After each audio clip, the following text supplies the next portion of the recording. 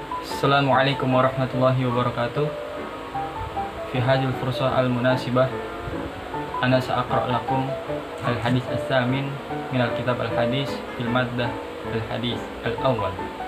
Baik, alhamdulillah wassalatu wassalamu ala Rasulillah Sayyidina Muhammad ibn Abdillah wa ala alihi wa sahbihi mawala wa la hawla wa la quwata illa billah.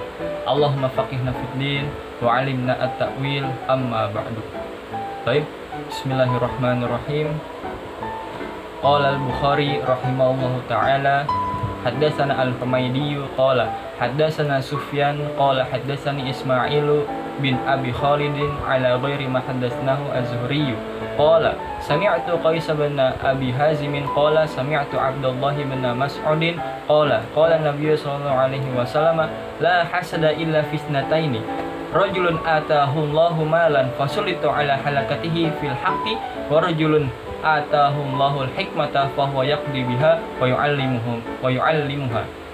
Nah, artinya telah menceritakan kepada kami Al-Humaydi berkata, telah menceritakan kepada kami Sufyan lalu berkata, telah menceritakan kepada kami juga Ismail bin Khalid dengan redaksi hadis yang lain dari yang diceritakan kepada kami dari Az-Zuhri.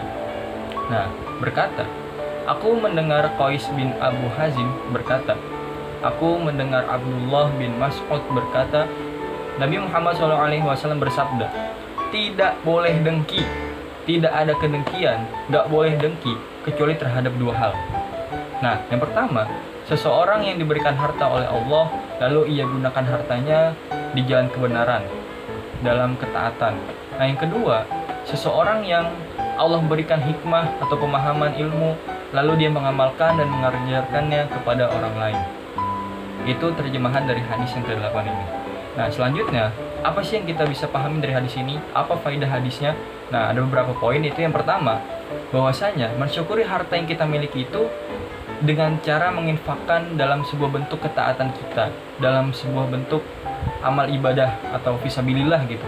Nah, dan dalam bentuk mensyukuri ilmu yang kita miliki, yaitu dengan cara mengamalkannya dan mengantarkannya. Jadi kalau kita punya rezeki ya kita infakkan misalnya gitu, dan kalau misalnya punya ilmu kita ajarkan kepada orang lain biar bermanfaat. Nah, yang kedua, dalam perspektif fikih, bahwasanya kekayaan yang diridhoi Allah itu lebih utama daripada kefakiran dari perspektif atau sudut pandang ilmu fikih.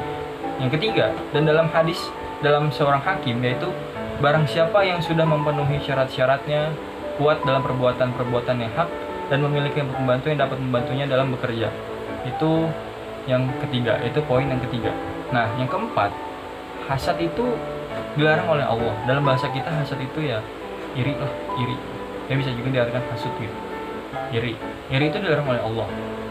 Ya, yang pertama iri yang dilarang oleh Allah adalah seseorang yang melihat kenikmatan yang diberikan oleh Allah kepada orang lain. Jadi ketika seseorang melihat ada orang lain dapat harta, dia itu iri. Nah, terus dia itu pengen agar rezeki yang diterima oleh orang lain itu lenyap gitu, hilang. Jadi kayak nggak suka lah gitu, iri banget gitu. Nah, yang kayak gini adalah hasad yang tercela, yang tidak boleh dalam menurut hadis ini gitu. Nah, poin yang kelima, hasad itu nggak selalu tentang kenikmatan. Karena Allah memberi suatu kenikmatan kepada seseorang itu ada dua macam. Ada nikmat itu ada dua macam. Yang pertama, ada yang membenci kenikmatan tersebut dan menginginkan agar kenikmatan tersebut hilang. Ini yang disebut dengan hasad. Dan yang kedua, bahwa kita atau kamu atau kita semua tidak menyukai kehancurannya, dan kita juga nggak membenci keberadaan dan kekekalan itu nikmat tersebut. Tapi kita ingin diri kita sendiri itu menyukainya gitu. Kita ingin diri kita itu menyukainya. Nah, inilah yang disebut dengan kebahagiaan, konsep kebahagiaan. Nah, poin yang pertama tadi itu dilarang untuk semua orang itu nggak boleh kayak poin yang pertama gitu. Nah, yang kedua, enggak, kecuali nikmat untuk orang yang tidak percaya atau nggak bermoral. Jadi kalau orang nggak bermoral ya silakan aja gitu. Nah, misalkan dia menggunakan untuk korupsi, untuk berselisih, merusak diri sendiri, atau menyakiti orang lain. Dan kalau misalkan dia nggak menyingkirkan nikmat itu, dia ya berarti dia adalah korupsi atau alat penindasan. Nah, mungkin itulah penjelasan dari hadis ke-8 mengenai tentang iri, hasad ya. Jadi ketika ada orang lain mendapatkan nikmat, mendapatkan harta, rezeki, itu kita nggak boleh iri, apalagi kita berharap agar apa yang diterima oleh orang lain, teman kita misalnya atau tetangga kita, itu hilang gitu. Nggak boleh begitu. Iri bilang bos. Syukran. Assalamualaikum warahmatullahi wabarakatuh.